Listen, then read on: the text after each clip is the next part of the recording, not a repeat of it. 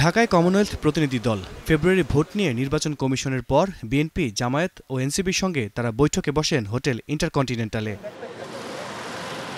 বৈঠক শেষে বিএনপির স্থায়ী কমিটির সদস্য আমির খসরু মাহমুদ চৌধুরী জানান, ফেব্রুয়ারি নির্বাচন নিয়ে কোনো শঙ্কা দেখছেন না তারা। বলেন, এর মাধ্যমে জনগণের প্রত্যাশা পূরণ সম্ভব।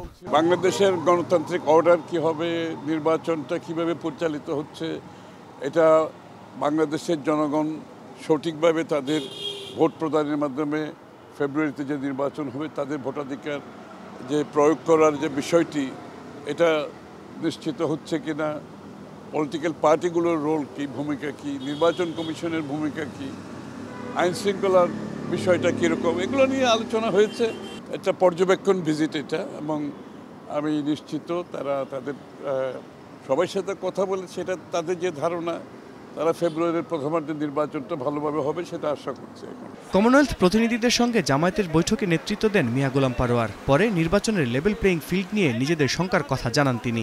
লেভেল প্লেইং ফিল্ড যে এখনো হয় নাই, এটার ব্যাপারে আমরাও একমত। আমরা সিরিয়াসলি বলছি, প্রশাসনের রদবদল একটা জায়গা থেকে ডিজাইন করে মনে হয় যেন ফলাফল একটা দিকে ঠেলে দেওয়ার একটা আমলাতান্ত্রিক প্রস্তুতি কিন্তু ব্যাকডোরে চলছে।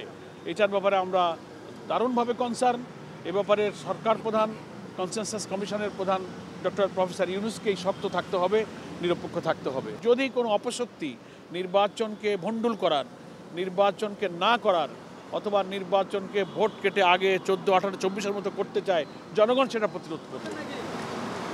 নির্বাচন ব্যবস্থার নানা সমস্যা নিয়ে কমনওয়েলথ প্রতিনিধি দলের সঙ্গে কথা বলেছে এনসিপি। তবে দলটির আহ্বায়ক নাহিদ ইসলাম মনে করেন, সব রাজনৈতিক দল ঐক্যবদ্ধ থাকলে ফেব্রুয়ারিতে নির্বাচন সম্ভব। সকল রাজনৈতিক দলের আস্থার জায়গাটা নিশ্চিত করে তারপরে নির্বাচনে গেলে সেই নির্বাচনটা অংশগ্রহণমূলক হবে এবং সুষ্ঠু হবে।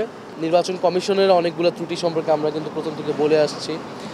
ফলে নির্বাচন কমিশনের সাথে রাজনৈতিক দলগুলোর আরও ঘনিষ্ঠতা প্রয়োজন, বারবার সংলাপে বসা প্রয়োজন এবং রাজনৈতিক দলগুলোর কথা শোনা প্রয়োজন। ইত্যাদি প্রক্রিয়া যদি অনুসরণ করা হয়, আমরা মনে করি যে ফেব্রুয়ারিতে নির্বাচন সুষ্ঠুভাবেই করা সম্ভব।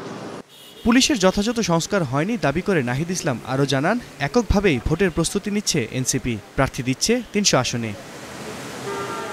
আল কাসির, স্টার নিউজ, ঢাকা।